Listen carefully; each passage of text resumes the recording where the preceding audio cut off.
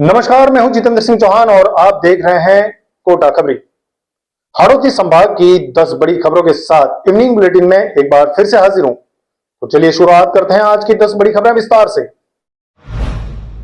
बोरखेड़ा थाना क्षेत्र स्थित मायापुरी अखाड़े के चंद्रसेल मठ के महंत स्वामी देवानंद महाराज की चाकू मारकर हत्या कर दी गई। बदमाशों ने सोते समय उन पर ताबड़तोड़ वार किए। गंभीर हालत में उन्हें एमबीएस अस्पताल ले जाया गया, जहां इलाज के दौरान उनकी मौत हो गई। घटना के बाद संत समाज, बजरंग दल और विश्व हिंदू परिषद में भारी आक्रोश है। पुलिस ने 7 लोगों को हिरासत में लेकर पूछताछ शुरू कर दी है, जबकि संत समाज ने आरोपियों की गिरफ्तारी तक अंतिम संस्कार से इनकार कर धरना शुरू कर दिया। इनको जबरदस्ती यहाँ बुलाया। कमेटी के लोगों ने ट्रस्ट का अध्यक्ष बनाने के नाम पे यहाँ पे इनको निरंजनी अखाड़ा ज्वाइन कराया, जूना अखाड़ा से हटा के। और यहाँ पे ये जो ट्रस्ट बना रहे थे, इसके खिलाफ और भी आपत्ति दर्ज हुई थी। वो पार्टी ने इनकी हत्या करवाई है। क्या नाम है आपके भाई का? देवानंद जी महाराज।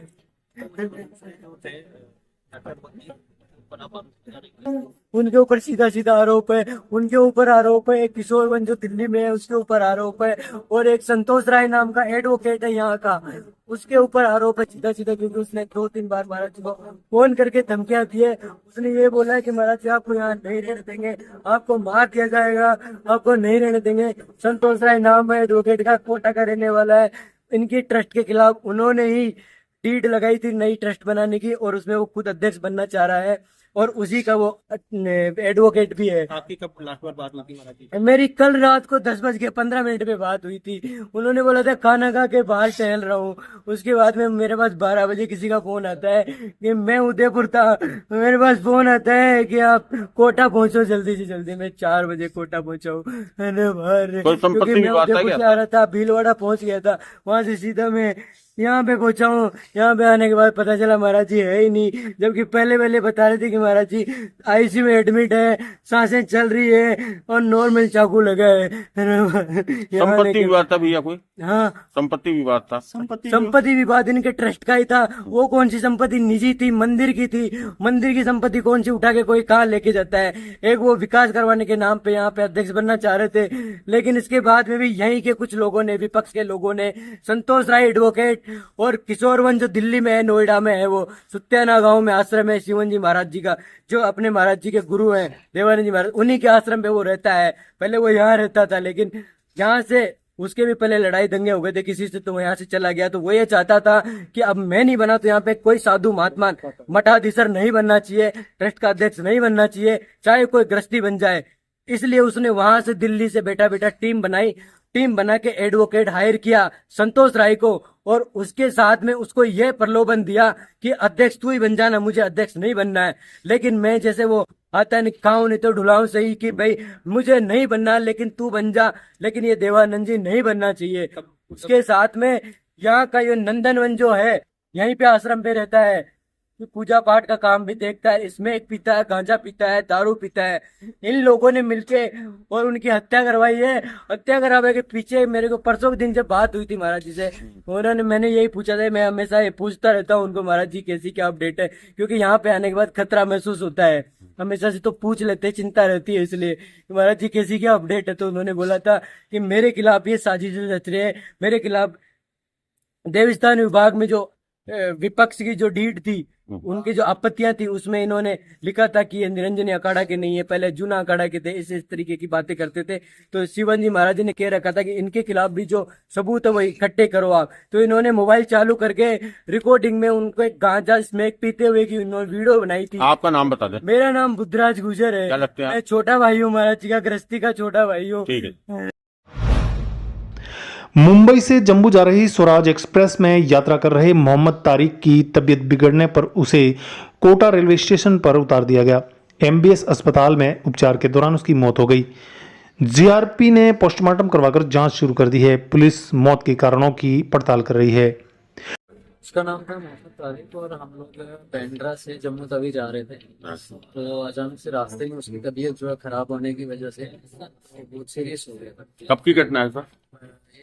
4 तारीख की घटना है। अच्छा, फिर उसके बाद फिर मैंने ट्रैफिक में, सॉरी, रेलवे स्टेशन के जो अपने मेडिकल में रहते हैं जी, तो कंप्लेंट किया। वो लोग आए, तो यहाँ पे अपना स्टेशन पे उतारा, हम लोग ने आके कोटा स्टेशन पे। कोटा स्टेशन पे एम्बुलेंस का अरेंज करके दिया, वो लोग ने हॉस्पिटल तक पहुँचा दिया। तो जब तक जिंदा थे, हाँ, इलाज के दौरान या डेथ हुई है? तो फिर उसके बाद एक दिन जिस दिन पहुँचाया उस दिन रात को ठीक चला है, दूसरे दिन सुबह भी ठीक था, मतलब बातचीत नहीं कर रहा था, बेहोश था। इसमें रात गुजरी है 5 तारीख, 12 बजे डेड हो गया। क्या नाम है मृतक का? उसका नाम मोहम्मद तारिक है। रहने वाला कहाँ का है? ये जम्मू नौशहरा का रहने वाला है। इसके गांव जो है वो अंदरूट है जी। का ये बॉम्बे काम करता होगा? हाँ, मुंबई में ये सिक्योरिटी का काम करता था विवाहित है अविवाहित है? जी।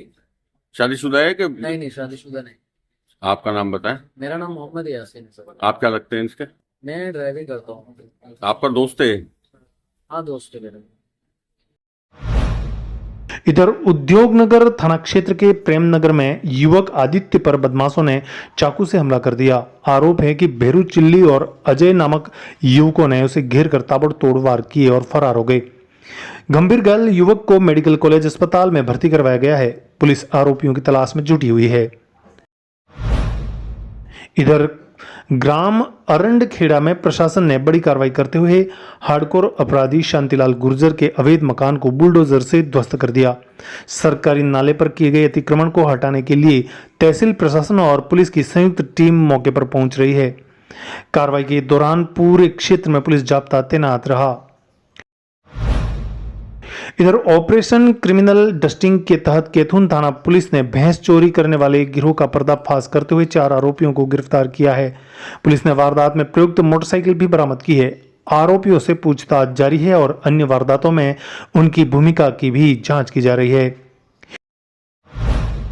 इधर केंद्रीय नारकोटिक्स ब्यूरो राजस्थान यूनिट ने जयपुर एफपीओ कस्टम्स में बड़ी कार्रवाई करते हुए थाईलैंड से आए पार्सल से 69 ग्राम हाइड्रोपोनिक वीड बरामद किया है। यूरो के गिफ्ट पैक में छिपाकर गांजा भेजा गया था। एनडीपीएस एक्ट के तहत मामला दर्ज कर जांच शुरू कर दी है। यातायात नियमों के उल्लंघन पर कोटा शहर पुलिस ने विशेष अभियान चलाकर 1053 वाहनों के खिलाफ कार्रवाई की। अभियान के दौरान अवैध मॉडिफिकेशन, हुटर, काली फिल्म, गलत नंबर प्लेट और अनाधिकृत लाल नीली बत्ती वाले वाहनों पर कार्रवाई की गई। ऑपरेशन ब्लू स्टार में शहीद हुए अशोक चक्र विजेता निर्भय सिंह सिसोदिया की 42वीं पुण्यतिथि पर श्रद्धांजलि समारोह आयोजित किया गया।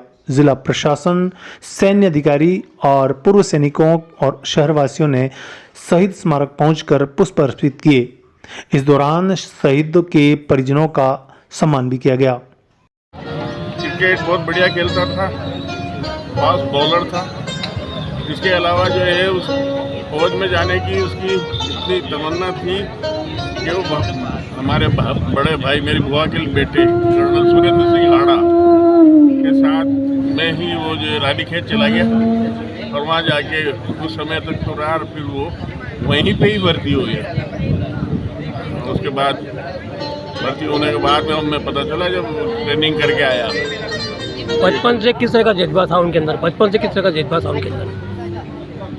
जज्बा तो मतलब जो है ये है कि फौज में जाने की इच्छा तो जबरदस्त थी उसकी और बात तो था ही थी। अब हमारा तो छोटा था तो मेरा तो सम्मान देता था, हमारी इज्जत करता था और परिवार में जो है सबका चहेता था।